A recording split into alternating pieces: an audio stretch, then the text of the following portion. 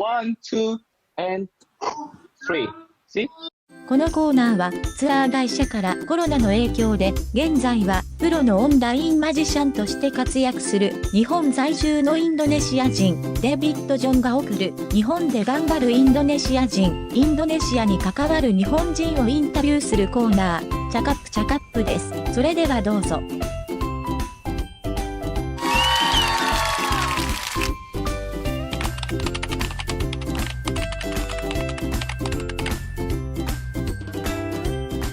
Oke, Bro Ping Chuan, terima kasih atas waktunya hari ini. Gimana sih bisa ceritanya ke Jepang, terus ngapain gitu waktu pertama-tama ke Jepang? Dari kecil memang senang sesuatu yang berbau dengan Jepang. Mulai dari SMP kelas 1 latihan karate. Ya, waktu kecil suka karate, mulai dari karate dan ajaran karate yang paling membekas itu kan ya Rei Kara Hajimari, Rei Kara Rei Dewari. Jadi selama latihan karate itu ya membekas gitu ya, ajaran-ajaran senpai, kohai gitu ya. Di SMP memang gua mungkin kategori murid yang nggak bisa belajar. Lulus SMP mau belajar kemana habis itu? Ke SMA. Nah gua termasuk tipe yang murid yang nggak bisa belajar. Jadi takut ke SMA, takut drop out karena nggak bisa belajar. Jadi bingung mau belajar kemana. Terus guru-guru pembimbing ada usul, kenapa nggak coba pariwisata? Karena pariwisata nggak perlu matematik, nggak perlu fisika, nggak perlu biologi. Dan ternyata menarik juga nih gitu ya. Jadi ya udah pilih untuk ke pariwisata. Jadi gue lanjut ke SMIP. Nah ternyata waktu sekolah di pariwisata belajar sesuatu yang lebih menarik lagi, bahwa bidang pekerjaan kita di dunia tourism itu akan bergantung pada bahasa asing. Mau ngaku keturunan Chinese tapi gede di Jakarta, lahir di Jakarta, ya kan? Jadi nggak bisa bahasa Mandarin, ya kan? Bahasa Inggris agak-agak belepetan. Waktu itu udah mulai kepikir, wah, gue mau jadi guide nih, menarik soalnya pekerjaan pramuwisata menarik. Tapi kita mau pada kenyataan bahwa Chinese speaking di Jakarta banyak, yang bisa Inggris banyak. Nah, kepikir kalau modal bahasanya tanggung, mau bahasa apa?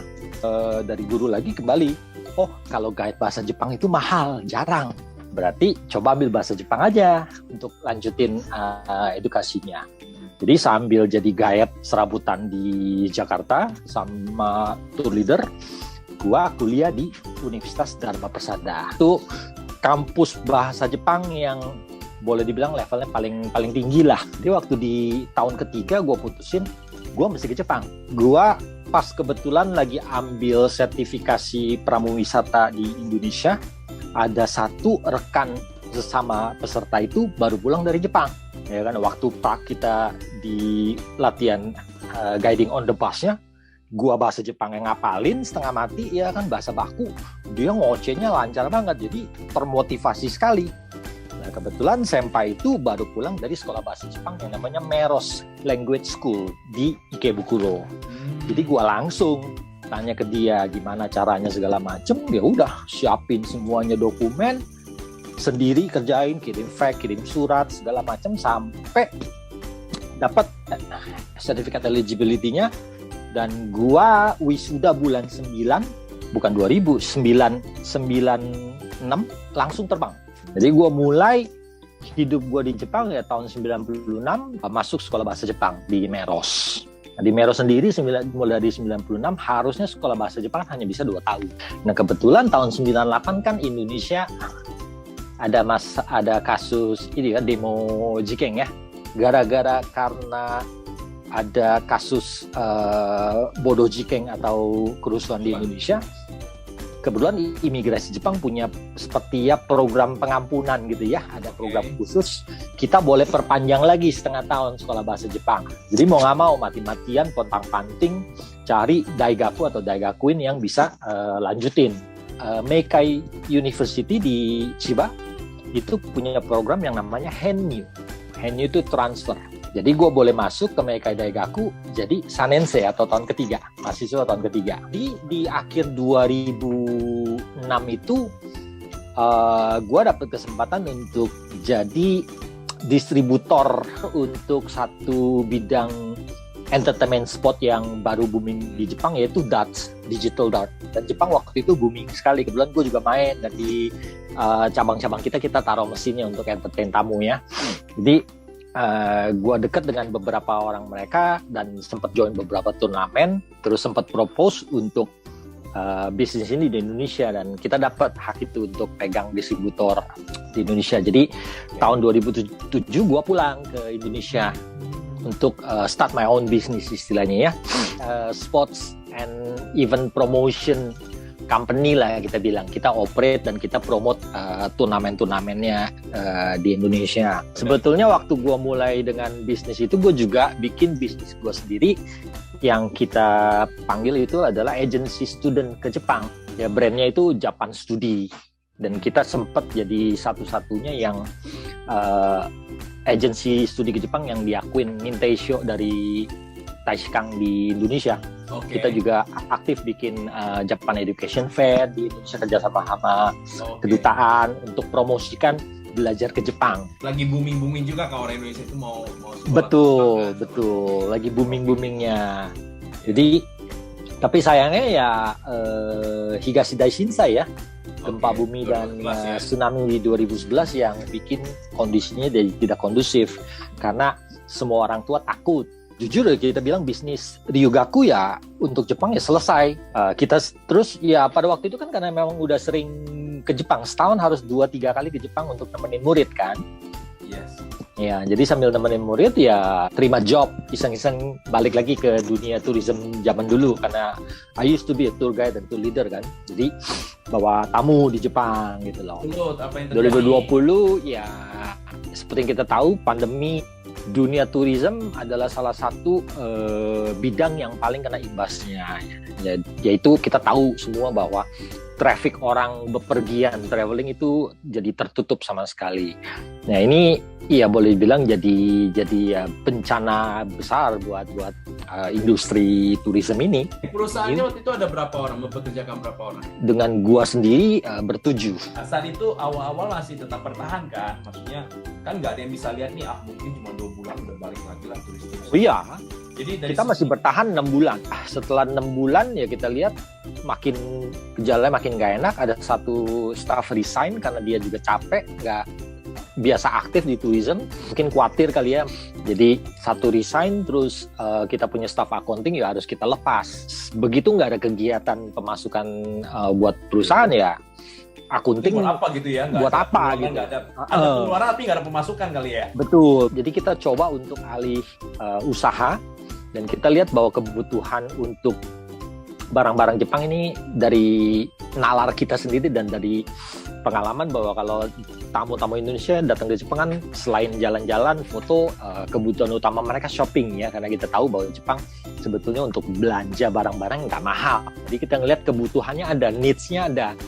Makanya kita coba untuk menawarkan jasa baru sebagai shopping assistant. Nah, tapi kalau beliin doang kan kita punya kendala di pengirimannya. Nah, dan nggak lucu kalau kita jago beliin barangnya tapi nggak bisa kirimnya. Yes. Jadi kita kepikir juga kalau udah mampu untuk beliin, harus mampu buat kirimnya. Jadi kita juga sedikit banting setir untuk belajar hal baru mengenai kargonya sendiri. Jadi kita ambil license-nya, kita cari rekanannya, kita pelajarin sistem, aturan, dan segala macam. Wow, jadi ya yang penting harus survive lah gitu. Jadi sesuatu. Betul, intinya cuma kepengen survive. Gitu, kita tahu susah tapi kita lihat kesempatannya ada ya. Paling nggak ada jalan lah untuk sedikit menghasilkan pemasukan daripada nggak ngapa-ngapain gitu ya. Betul. Jadi itu yang dijalankan dari tahun 2020 sampai sekarang. Betul. Ya kan? Betul. Jadi barangnya macam-macam, mulai dari makanan anjing sampai apa ya, semua barang hobi ya kan, barang Olimpik, sepeda, spare part, jam tangan. Ada ya aja kan? lah pokoknya ya dibutuhkan. Ada aja lah, ada. Termasuk barang-barang hobi ya, barang-barang hobi, misalnya barang-barang Pokemon. Ya kan, barang-barang Pokemon itu penggemarnya di Indonesia, gua baru tahu bahwa, jadi istilahnya kalau ada tamu nanya obat jerawat, ya kan, harga beda 5.000, ditawar. Oh, di toko online beda lebih murah 5.000 gitu ya, ditawar. Tapi kartu Pokemon 2 juta nggak ada yang berani tawar. Wah. Barangnya ada, Koping, ada, dapat, transfer langsung bayar. Karena nggak ada, susah dapat barang kan. Kalau obat jerawat mah banyak, toko online banyak. Begitu tamunya mau cari barang-barang trading card, ya harus belajar barang-barang trading cardnya seperti apa. Keliling Akihabara, tanya-tanya, teleponin satu-satu, online store, Yahoo Auction, pantengin. Ini akan jadi bisnis utama sampai COVID selesai atau mungkin akan keluar lagi ide-ide baru? Sementara iya. Oke. Sementara iya. Ya di lain kata ya kita juga tetap melihat opportunity yang lain ya. Misalnya kita udah sempat juga prepare untuk food truck bisnis ya, tapi memang belum maksimal karena kena emergency status di Jepang kan bolak-balik. Nah, soalnya balik lagi Jepang adalah negara yang sangat-sangat strict mengenai segala macam aturan bisnis dan usaha ya. Jadi mau buka kitchen truck, food truck aja tempatnya juga terbatas, nggak sembarangan bisa buka. Dan license-nya juga nggak gampang kan ya? License-nya juga nggak gampang. Hokenjo-nya, terus EC country-nya, yes, air panas yang air buangannya, betul. Gitu kan ya. Oke. Air buangannya, air kotornya, tangki air bersih, tangki air kotor, listrik harus berapa? Di Indonesia ini kita udah paling enak. Hari ini bisa, tinggal beli gerobak, tulis bakmi ayam pink, jualan ya. Di Jepang ngurus dokumennya sudah bikin botak. Nah, apa kalau satu hal yang bisa kita take away nih dari ngobrol-ngobrol kita hari ini kan, kalau untuk orang-orang yang benar-benar COVID kok bikin hidup susah banget sih gini. Kadang kan kita juga nggak mau bergerak tuh karena nunggu deh ya. Kalau masih abrak-abrak bisa hidup semua hidup nggak masalah kan. Nah, ada nggak satu take away, satu advice gitu buat teman-teman yang kira-kira butuh sedikit dorongan gitu supaya bisa semangat nanti? Kalau dari gua ngelihatnya, intinya manusia tuh semua individu dari kita punya potensi untuk do something different. Tinggal masalah kepepetnya aja. Jadi the power of kepepet itu adalah betul faktor pendorong yang sangat kuat. Mungkin misalnya kalau gua sendiri sebagai pribadi yang hanya berprofesi sebagai tour guide ya kan, dengan efek pandemi dan harus kehilangan pekerjaan dan income yang kita tahu cukup bagus buat kita lakonin sebagai seorang individu profesional, maka jalan keluar sementaranya mungkin kita bisa lakukan part-time job sementara, Uber Eats lah ya kan, atau kerja di supermarket lah, tapi kan itu hanya cuma sebagai mode survival saja ya kan. Tapi begitu ada di posisi misalnya pengusaha ya, ada karyawan, ada kantor. Kan pengusaha kan, maksudnya punya karyawan-karyawan yang harus dipedulikan gitu loh. Mereka jadi, mau makan apa. Kepepetnya ya kan? Itu bukan sendiri, tapi dengan misalnya jumlah karyawan 7 gitu ya, dengan diriku sendiri berarti kan ada 7 kepepet. Ya, 7 orang yang kepepet. 7 yang kepepet, bukan 1 gitu loh. Ya kan? Jadi karena power kepepetnya yang bikin mau nggak mau otak kita maksa apa nih. Nah kebetulan karena sebagai bagian yang bukan cuma sendiri, ada orang-orang lain dalam tim kita, mau nggak mau paniknya ini 7 kali, pantat panasnya kebakar 7 kali gitu. Jadi mau nggak mau power of kepepet ini adalah satu hal yang bikin manusia berontak dan bereaksi lebih dari kapasitas yang selama ini kita pikir kita cuma segitu gitu loh. Iya. Ya kan? Balik lagi, kalau tanya ke gua, urusan kargo kita nggak ngerti, setengah mati belajarnya. Bukunya tebel, Jepang semua ya kan, dari airline ketentuan MSDS-nya seperti ini, mintanya kemari, barang berbeda, nanyanya beda lagi.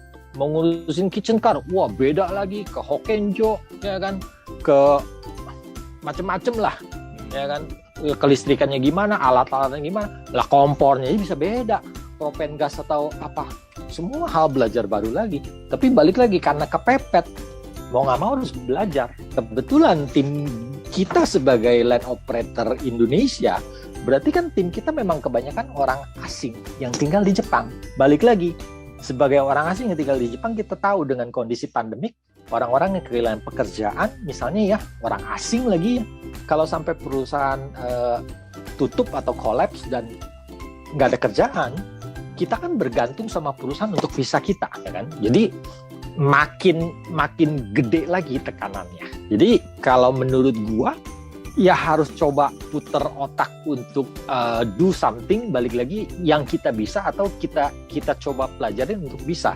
Iya. Tinggal ya power kepepetnya berapa kencang itu bikin kita pusing. Ya, Yang semakin jadi kepepet, triggernya ada anak, ada istri misalnya, ya kan? benar-benar. Ya balik lagi sama ya minta sama yang di atas ya, nggak ada lagi ya. Ya, Berserah. itu juga harus usaha kan. Kalau Harus ada usaha, minta doang nggak ada usaha juga. Ya kan, siapa yang mau dengar? Iya, ya bagus banget nih ceritanya. Kita lumayan hari ini bisa mendapat banyak inspirasi. Saya yakin sih teman-teman di Indonesia yang dengerin dan juga mungkin teman-teman orang Jepang yang tinggal di Indonesia dengerin story ini. Oke, thank you banget Bro Bing Chuan. Thank you. banget Sama-sama, ya. thank you, Bro Oke, David. bye.